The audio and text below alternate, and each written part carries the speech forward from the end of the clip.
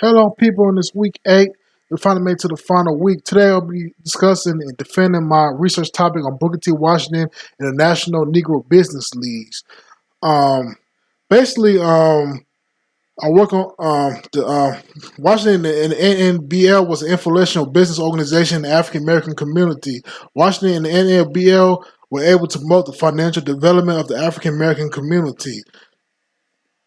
Washington was also an educator and businessman who was a very influential figure in the late 19th and early 20th century. Washington also was a principal of Tuskegee Normal and Industrial Institute.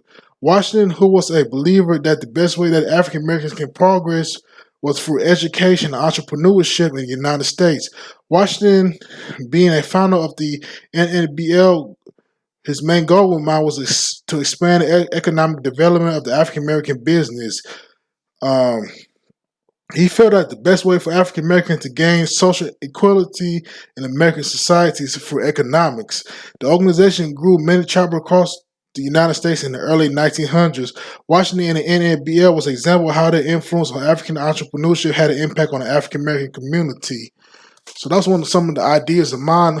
We created organizations. Basically, this was a time of Jim Crow, and basically,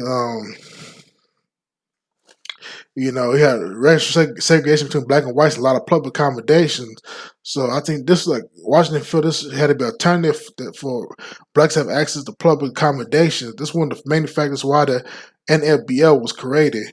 The resource question that was being addressed doing this research project was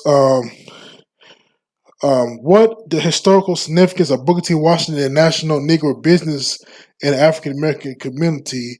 I feel that the best way to answer this question, or this question was very important, uh, um, because the NABL was a very influential black business organization in the early 1900s. The NNBL was also influential to the African American community.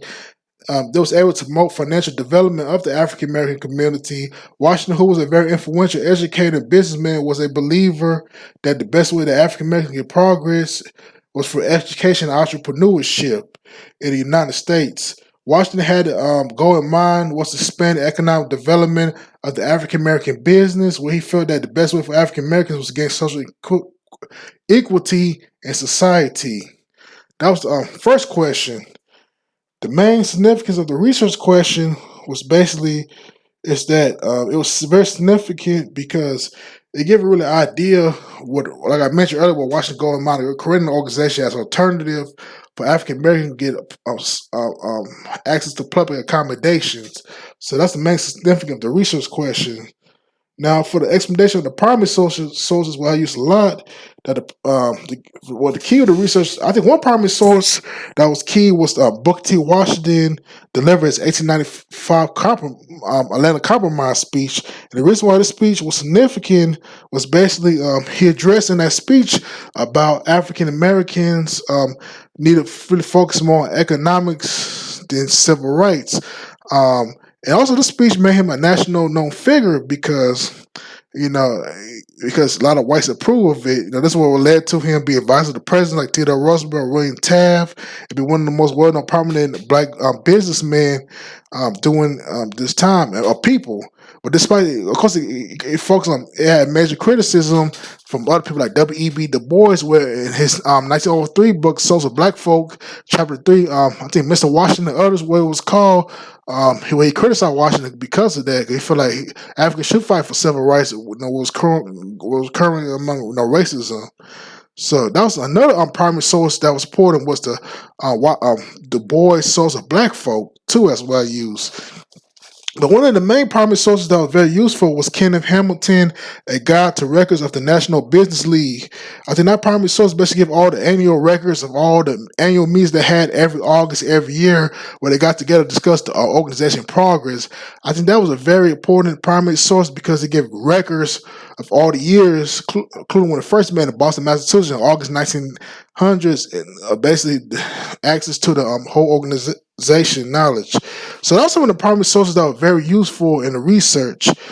Basically, the findings I found on the research was that the organization, well, it was estimated by the Tuskegee student had 500 chapters that had across they were able to find across the United States, and it'll say that in 1909. Also, some of the members of the organization was like Madison C.J. Walker. And a lot of y'all heard about Madison C.J. Walker. She was a known businesswoman who created a cosmetic company and a straight cone as well. She was also a member of the NNBL and the supporter as well. And also too, they said the organization membership was maybe between 5,000 to 40,000. So it was a whole lot of people part of the organization. Also, the organization influenced businessman Robert R. Church, who was a Memphis businessman, to open the Solvent Savings Bank in Memphis, I think in 1906. So that was basically some of the interesting fun about the organization. So this was a very influential organization during this time, during the golden age of black entrepreneurship that ran from the 1900s to 1930. So there was a lot of fascinating stuff, I would say, about Booker T. Washington and learning about this organization that I discovered, and that was really well known and respected, and it still exists today. There might not be more prominent like there was in the early 1900s, so, but it's still pretty much around. But they was really trying to establish something for African Americans and support the black owned businesses and all as well. Which were dealing with a lot of Jim Crow segregation at the time, and that's basically what my research was about in my defense. And that's what I have to say. I hope you have a good day. Thank you for watching my video.